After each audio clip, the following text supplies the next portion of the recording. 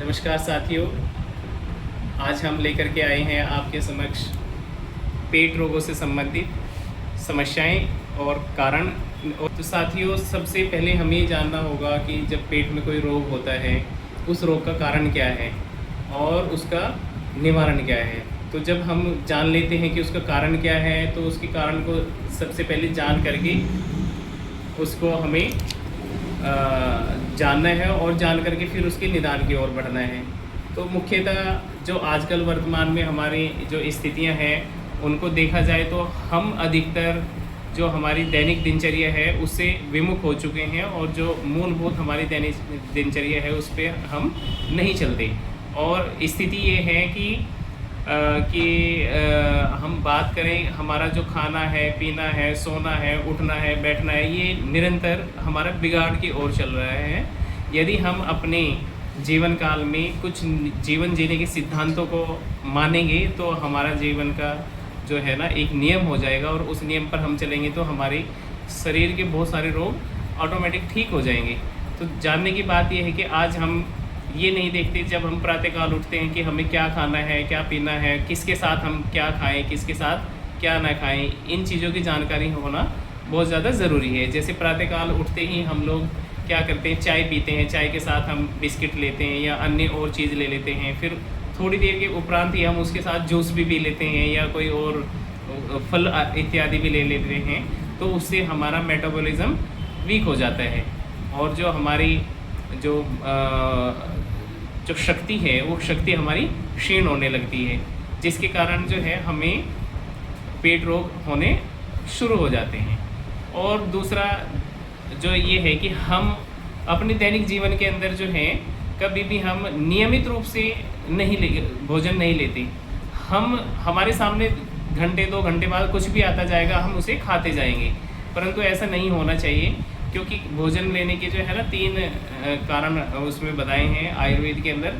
हमें हमेशा हितभुक, ऋतभुक और मितभुक होना चाहिए। मितभुक का मतलब थोड़ा लीजिए, कभी भी हमें अत्यधिक नहीं लेना। जो सुपाच्य है वो लीजिए, जो हमारा शरीर जिसको डाइजेस्ट कर सके, जिसको पचा सके।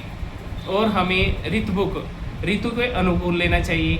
जो जैसी ऋतु है उसके अनुसार ही हमें खान पान रखना चाहिए। यदि हम ऋतु के विपरीत लेंगे तो हमारा स्वास्थ्य संभवतः बिगड़ सकता है। और हितभुक, ऋतभुक और मितभुक। हितभुक हमें अपने हित के लिए लेना चाहिए, न कि अपने हित के अतिरिक्त। अब क्या होता है, जब हम खाते पीते हैं तो हमारी स्थिति क्या है कि हम उसके साथ कुछ भी खा रहे होते हैं और जब हम उसके साथ ये नहीं देखते कि भाई ये हमारा शरीर का नुकसान कर सकता है अथवा नहीं कर सकता है, जिस कारण से हमारा स्वास्थ्य खराब हो जाता है। और आज वर्तमान में यदि हम देखें तो 80 से 90% जो व्यक्ति हैं उनको सबसे ज़्यादा आज कॉन्स्टिपेशन की समस्या है।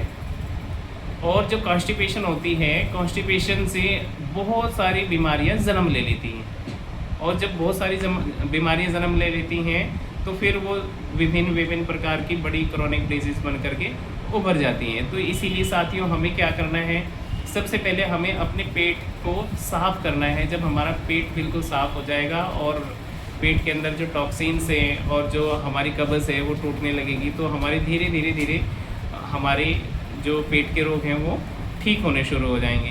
तो इसीलिए हमें इन चीज़ों को जानना है और जानने के साथ साथ जो है ना, हमें जैसे रात्रि काल में जो है ना त्रिफला ले सकते हैं।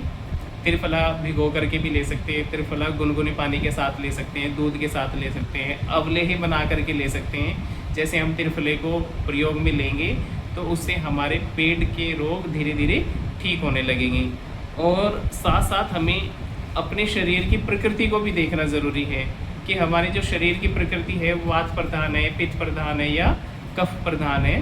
तो अपने शरीर की प्रकृति को देखने के उपरांत ही हमें जो भोज्य पदार्थ है वो लेने हैं और जो त्याज्य पदार्थ हैं उनको छोड़ देना है। तो हम जब इस प्रकार से अपने जीवन को यापन करेंगे, अपने जीवन की दिनचर्या को जिएंगे, तो निसंदेह हमारा स्वास्थ्य ठीक रहेगा। और साथियों, हम जितना भी आयुर्वेद की तरफ बढ़ेंगे, आयुर्वेद के नियमों को अपनाएंगे, उतना ही हमारा जीवन सुमधुर होता चला जाएगा। धन्यवाद।